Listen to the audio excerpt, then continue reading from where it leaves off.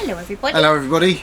Welcome to our garden. Yes, we're actually starting to enjoy it now. The weather's got a bit warmer. It was raining earlier, so we've grabbed it between the raindrops. Oh no, you look lovely and brown actually. I know, sun shining. Yeah. I like it when it's Yeah. sun shining. Please excuse any sort of noise that you might hear. We're sort of right in the centre of town, so we don't even hear it anymore. But anyway, we're here. Yes. We wanted to talk about prayer. This isn't a No. ramming it down people's throat type Nope. of video. No, this is. It was an observation that we had. We had a long discussion, Yeah, didn't we, we one did. evening, a few nights ago, and we suddenly realised just how integral the whole meaning of prayer, Watchtower Bible and Tract Society, our relationship with God, and all of that stuff. Actually, when you started to break it down and actually analyse it in an honest way, just how ridiculous the whole thing was. And we covered a number of different things. We thought, that's a video.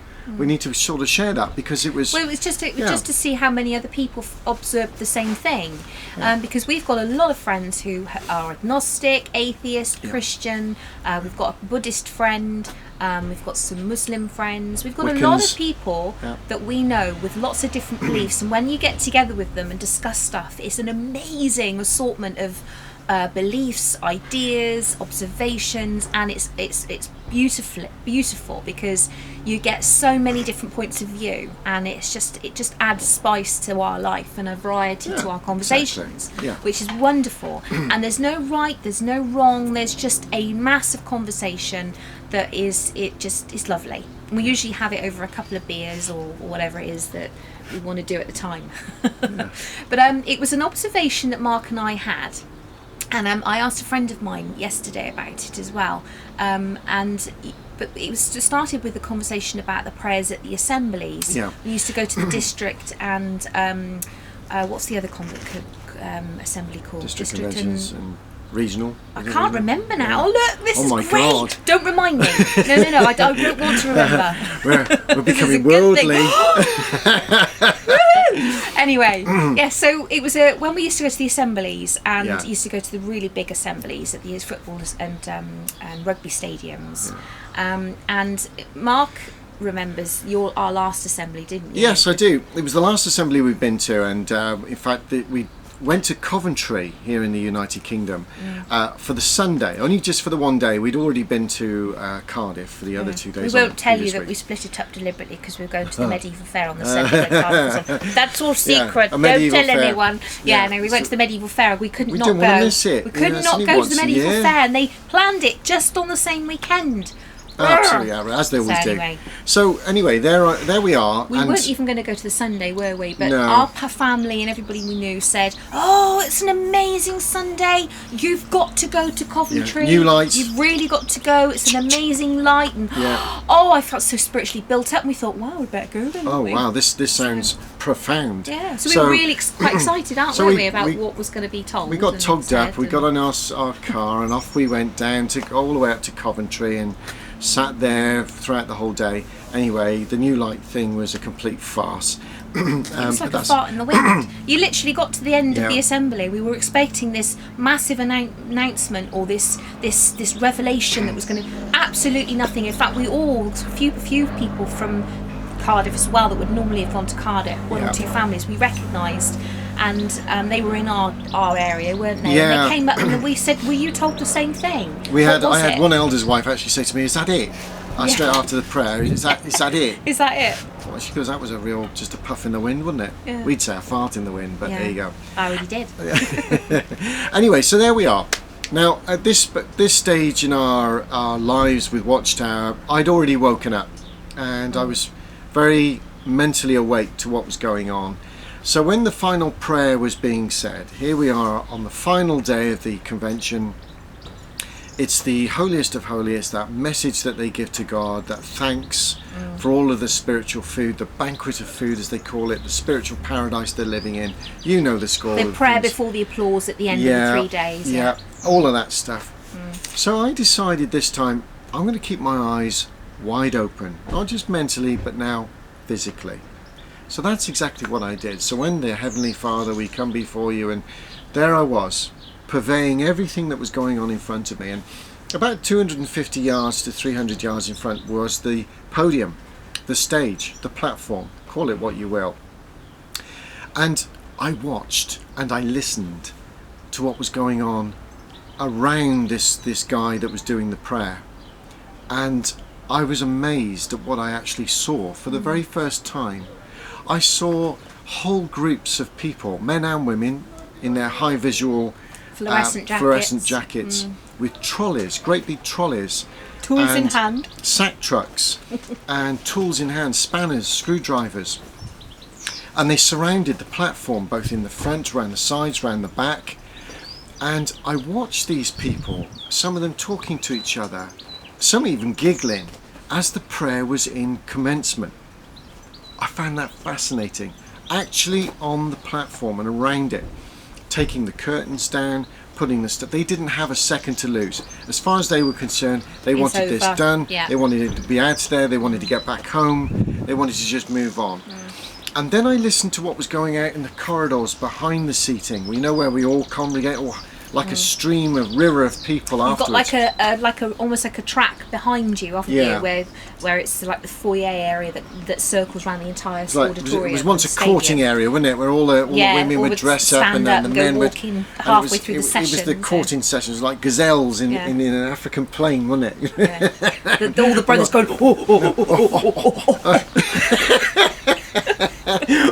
all the predators right there, and you know, that she looks a nice lady, and you know anyway. That's it. She went, and some of the high heels that went on, and you know, my goodness, I was just incredible. Waiting for an accident to happen. Really? Yeah, but they looked lovely. Yeah, I must admit, they always looked lovely. One chance in the year. Yeah, maybe that's another video. I think we've mentioned this. Yeah. Anyway, so I was listening to all of this going on behind, and I'm thinking, actually, this is this is a thank you to the holiest of holies. Just for show, isn't it? Wow. And I realised then, as I looked at that this was one big road show. That's all it was. Ship them in, ship them out, get on to the next convention. And that's exactly what it was. This had nothing to do with talking to the most holy of holies. This had nothing to do with that at all. And if it was, then what it did, it gave me a clear indication that the people that were around, that were assembling all of this stuff, making it happen, had no sincerity in them, had no belief that they were actually talking to their creator. It just wasn't there.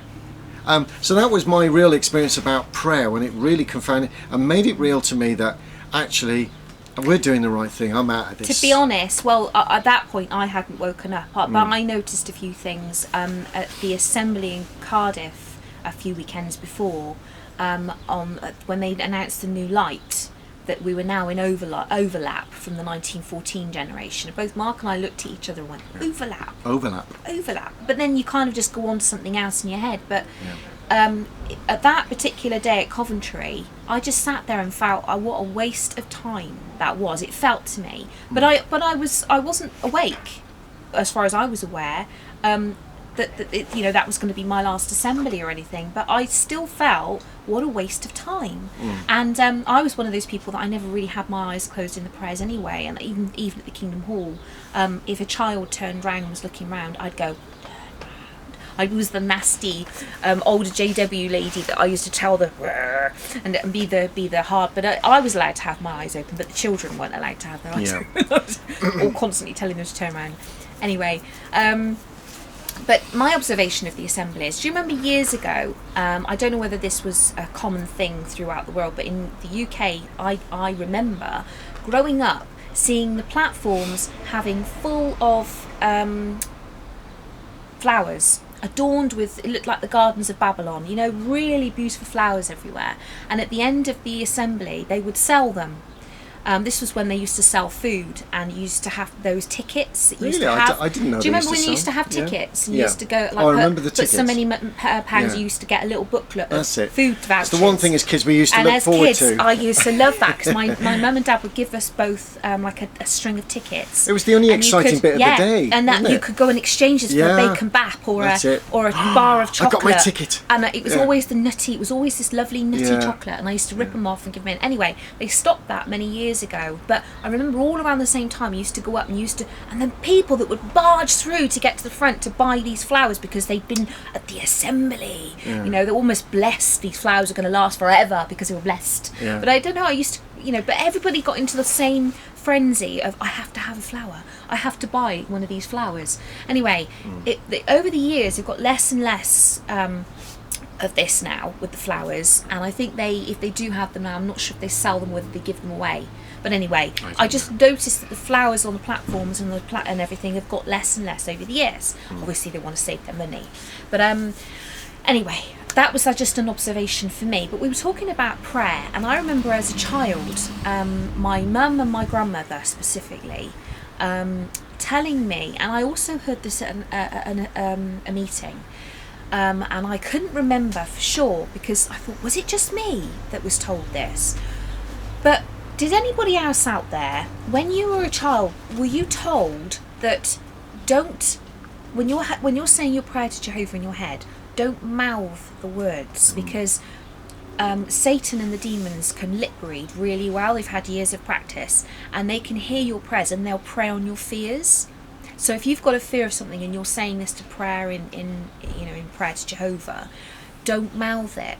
So for years and years, and I even still find myself doing this, if I'm thinking about something in my head, not even a prayer, if I'm thinking about something in my head, is my mouth actually doing the words? Am I mouthing the words? And it suddenly dawned on me, what? And I said to you, I was brought up with that. When you're saying your prayer in your head, do not mouth the words. And I said, is that just something I've been told? Yeah, and you said you'd had the same thing. It brought back a massive memories for me, and because I'd completely forgotten about that. But actually, deep inside the inculcation that we'd had since children, yes, I can remember. Don't mutter it, because Satan can hear what you're praying about. Yeah. And then he can use that against you. Wow. And then I thought, well, maybe it was just me and Mark thinking about this. So I asked a friend of mine yesterday, who's a pioneer for 19 years. I will do an interview with her soon, so you'll get to see her and meet her, and she is real. And we were doing Ladies What Lunch. Yes, we were. Yes, we do. We are Ladies What Lunch. Yes. Yeah. Don't rub it in. But we had a really nice afternoon catching up. I haven't spoken to her for ages. And I said to her, do you remember as kids, were you ever told about prayers, and when you're doing them in your head? And she went, not to mouth the words. I went, yes. She said, yes, I do. She said, I was told that. And she said, oh my goodness. She said, yeah, I forgot all about that. Wow. She said, yes, I was. And we carried on the conversation. Then we got onto the subject of second-hand shops, and how second-hand shops, you weren't allowed to buy second-hand furniture or second-hand clothes, and if you did, you had to put them in the wardrobe, or you had to put them in your house, but watch to see if anything else untoward happened, because you'd be having a doorway open for the demons to enter your home, because if it was owned by a spiritualist or someone that was in league with the devil, it was a gateway into your home and your life and your mind. Yeah, I remember all that. Do you remember all? Oh my goodness. So that sparked a conversation.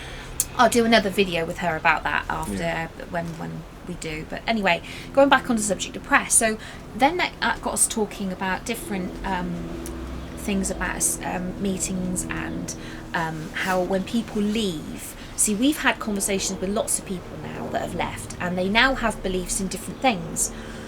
But when you're a Jehovah's Witness and you're brought up in that, either born in, or if you've entered into that religion or pseudo-religion at a later stage, you would consider yourself a religious person, I suppose. You would, I think it would be a happy, clappy thing for people to think of themselves like that as Jehovah's Witnesses. But when you leave and look back, you would have considered yourself a religious person, because you had a belief in God and you were preaching about that belief to convert other people to the same way of believing, and therefore a Christian, or whatever you wanted to name yourself.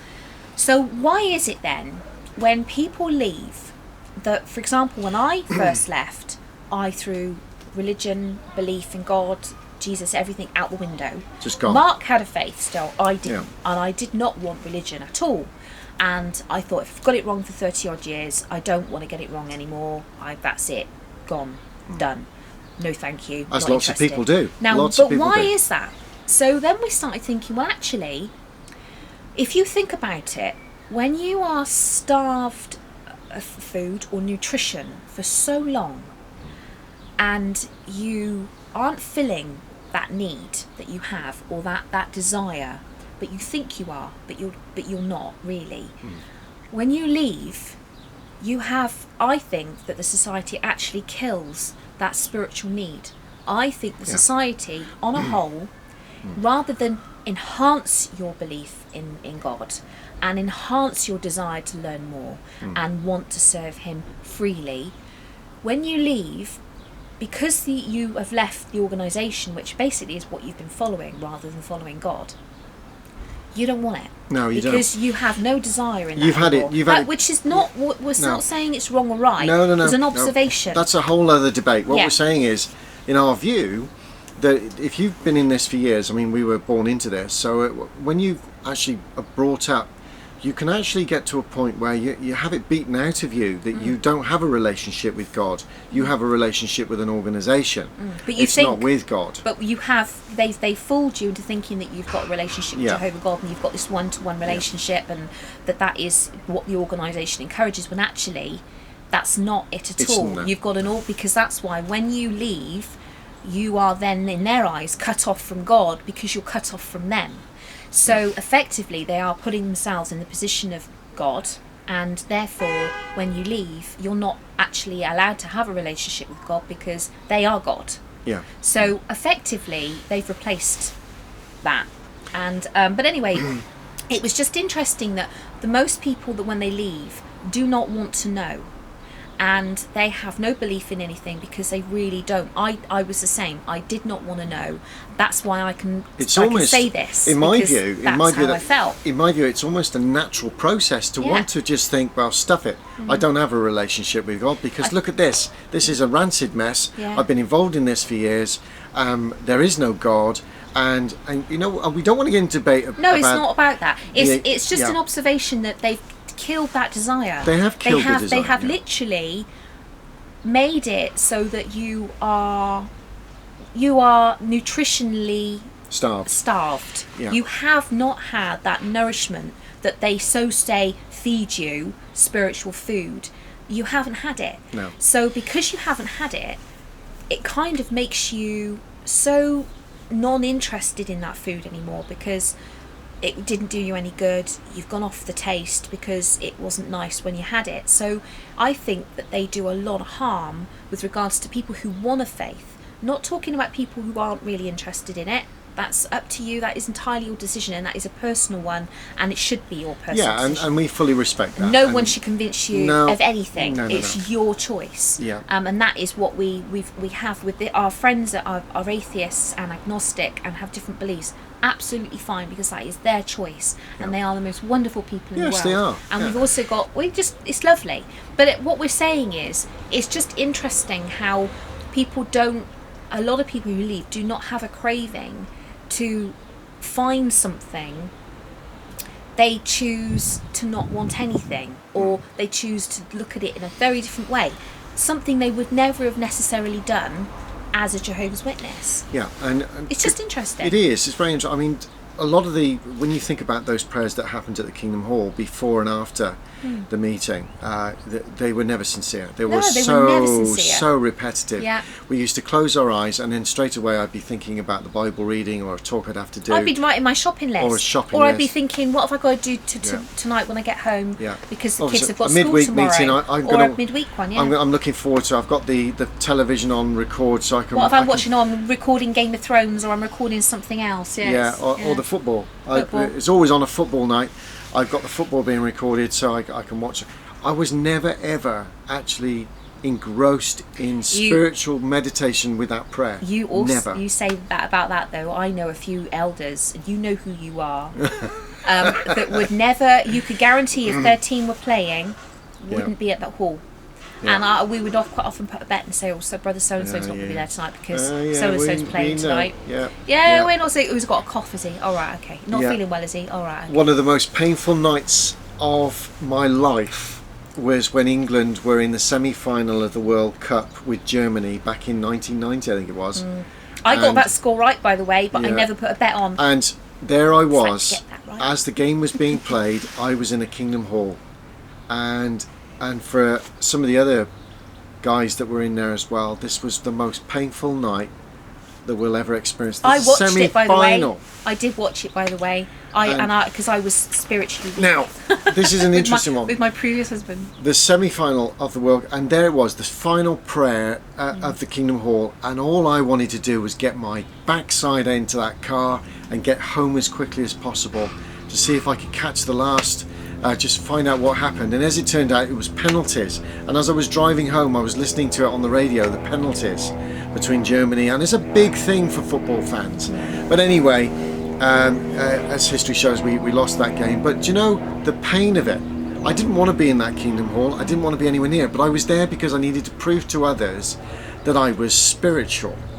And so were the others. We made it here, boys. We made it here. We don't want to be here, but we made it here. And that prayer, I just couldn't wait for it to end. And it suddenly made me realise, just talking through with you now, that all of those prayers, whether it was that one all the way back in 1990 or every single prayer, I can't remember once ever saying to a brother on the platform, thank you so much for that prayer. It meant so much to all of us. I really appreciate the heartfelt meaning behind what you said, because they were never heartfelt and they were always repetitive. They would just get through the cycle. That's how I saw it, and that's how many of us saw it. You could even almost word for word with some of those brothers know exactly what they were going to say. Yeah, guarantee it. It was almost like every time they gave the prayer, you might as well have just recorded it and press play. Yeah. Because it was the same. You could hear it was the same thing. Same old and it was thing. a lot of the things they'd say was almost to impress the other elders. Oh, look how spiritually he is, because you could actually tell that it wasn't what he was actually thinking. It was how good can I sound from the platform. That's right. To impress the and other elders. There were a couple of elders that when they got up there and did a prayer at the end of the meeting, especially after the Watchtower, I used to go, oh no, not him. Oh no. Because you knew it was going to go on. It was going to go on and on and on. Now, and if you it was were a dying genuine, of death. but if it was a genuine, heartfelt thing where you wanted to have this prayer, you wanted to be involved with this, you wouldn't care how long it would go on for. So why is that you kind of want to hurry them up? Why was our natural inclination to say, oh no, please not him, it's going to go on too long. So it just goes to show that there was never any relationship between us and this grand creator that we were supposed to be talking to. It was deadened. It was not there. No. And also, I remember as a child, you've just sparked another memory off to me now. When I was a child growing up, we used to go round to my grandparents for a family get-together, and my auntie, my uncle, my 4 cousins, my mum, my dad, my brother and myself, so it would be all of us, would go round to Grandma and Grandpa's for a lovely family meal. And my grandpa was never interested in the religion because he always used to liken them to the Freemasons. But my grandmother was like almost considered the matriarchal of the Jehovah's Witnesses in our family. And my grandpa, whenever my grandfather was asked to do a prayer for the food, we would love it because he'd go hands together, eyes closed, grabby grub before it goes. And that was the prayer. That was exactly what the prayer that he would do. Yeah. And I'd love it for that but if my dad or my uncle would do it, my dad was quite quick, but my uncle would go on and on. So I would love it if Grandpa did it. So just a memory. It's a good one. I know. I like that one. Yeah. So what are we trying to get at from this message about prayer? I think for us as a couple and our own individual experiences growing up, and some of the people we've talked to about prayer, that there wasn't any real relationship between ourselves as Jehovah's Witnesses and God as such. No. If we're being honest. I didn't have a relationship with There was God. no real relationship No, there because it was substituted by an organisation, and we had to basically comply with the groupthink that this is how you pray, this is what you say. But actually, when you think about it, we now know, for us as Christians, that prayer has a very different meaning. Yeah, I remember the first time somebody did a prayer with us. It was Barb Sinclair, and we were coming out and obviously just finding our feet with everything. And we'd only just met her, and she decided she did a prayer with us via Skype. And she was actually saying, you've promised this, Lord, you've done that, you said you would do this. And I'm thinking, you can't talk to God like that. Yeah. But you know what, it was the first prayer that I ever heard where it actually got me. Yeah. And actually meant something. And I thought, you're wow, oh my goodness. And it changed the way, that one had me in tears by the end of it, because it changed the way that I viewed how I could talk to God, because I'd always done it on a repetitive thing. They say about the Lord's Prayer and how that was given as a model prayer and blah, blah, blah, blah, and that you shouldn't actually keep saying it, that particular prayer, because it was only meant as a model with certain things you should say. Yeah. So I think that the witnesses don't have prayer right. They really don't. And it is just a thing. It's not meaningful. It's not passionate. It's not what prayer should be. They don't make it real. They don't make it real. And that's not the case with all of them. No. But there are, I mean, from our very rare experiences, though that you get. very rare. I've never had a Jehovah's Witness move me in prayer. Look how many live Ever. false lives, were drinking too much and all the other things that they get up to, thinking that there is no God there looking at them anyway. And because it shows in their prayers. Well, not only that, but it also shows in the activities they get up to when they're not being watched by elders and their parents, etc. When I remember watching a lot of things going on, and I used to think to myself, my goodness me, oh my goodness, they're going to get in trouble for that. But because they were never witnessed, it was never witnessed by older Jehovah's Witnesses, meaning parents or elders or whatever, they got away with it. They did. So I think that when you start getting away with something as much, as long as other people don't see you do it, you think God's not seeing you do it, because you don't have God in the picture. No, he's not there. So, and that was quite obvious with the things that were said to us when we were leaving. People were saying, don't hand your resignation in, fade. So that way, to men, you're just spiritually weak, and we can still talk to you. But there's no difference with what God's seeing. Nothing to do with him upstairs. So because, they just didn't see him as real. No, they don't see him as real. I never saw him as real. To be honest, I never saw him as real. But I wouldn't have thought that as a Jehovah's Witness. Standing back and looking back at me as a Jehovah's Witness, wow, I am so different, and I'm awake. I actually see how almost fake I was. But I didn't know I was, because I was just doing an act. I was trained to be a certain way, very different to who I truly am inside. Because your true personality is not allowed to come out. You are part of a groupthink. You're part of a compliant group of people that follow an organisation rather than follow a grand creator. Yeah. So that's exactly the way that it was that we see it now. This is the other thing that we were talking about yesterday, my friend and I, about how when you leave. This is why it's so dangerous when you leave the Jehovah's Witnesses or anything that is where you've been unduly influenced and you've had a certain mindset and a certain way of being. You can very easily be misled again or taken into a certain direction, because you're so used to following direction and being told how to do something, what to do, how to say something, that when you come out, you need to find who you are. There's a book that's very very highly recommended, saying Taking Back Your Life.